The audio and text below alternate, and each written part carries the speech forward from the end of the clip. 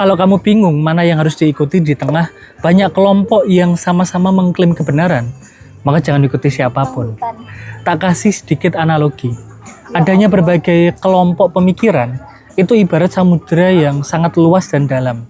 Namanya samudera, ombak besar itu udah biasa. Oleh karena itu, menenggelamkan banyak orang. Nggak ada yang selamat dari itu, kecuali sedikit. Nah, siapa yang sedikit itu? Mereka yang melatih potensi diri mereka, nggak asal ikut arus. Makanya kita itu harus mahir berenang. Kalau bisa bangun kapal ya bangun kapal lah, biar nggak hanyut dan tenggelam. Dengan cara apa?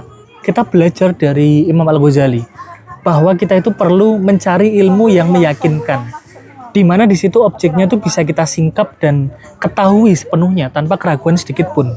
Ilmu yang tidak akan goyah sedikit pun kalaupun ada orang sakti yang mengatakan sebaliknya. Misal kita yakin nih kalau 10 itu lebih banyak dari 3. Tapi ada orang yang ngomong, enggak, 3 itu lebih banyak dari 10. Sambil nunjukin kesaktiannya, misal bisa terbang atau apa gitu. Enggak mengubah apapun, kebenarannya ya 10 lebih banyak dari 3. Nah masalahnya manusia sekarang itu enggak melihat kebenarannya tadi. Dia itu takjub sama kesaktiannya, gumun lah. Sampai rela meninggalkan kebenaran yang sebenarnya udah nggak ada keraguan lagi. Karena sebagian besar kehidupan kita itu dikendalikan sama emosi. Makanya kita itu bingung, karena kita tuh nggak pernah ketemu sama kebenaran. Yang kita dapat cuman pembenaran. Misalnya karena kita dukung habaib, maka mekanisme pikiran kita itu akan selalu menuju pada argumen, fakta, ataupun tanda-tanda. Bahkan bisa juga kita tuh pakai kesaktian-kesaktian yang mendukung perkataan atau perilaku habaib tadi. Lah begitu juga karena kita nggak suka habaib, kita lebih dukung kiai misalnya. Maka pikiran kita akan cenderung menerima, memfilter fakta-fakta, bukti, teori yang mendukung posisi kiai dalam memegang kebenaran.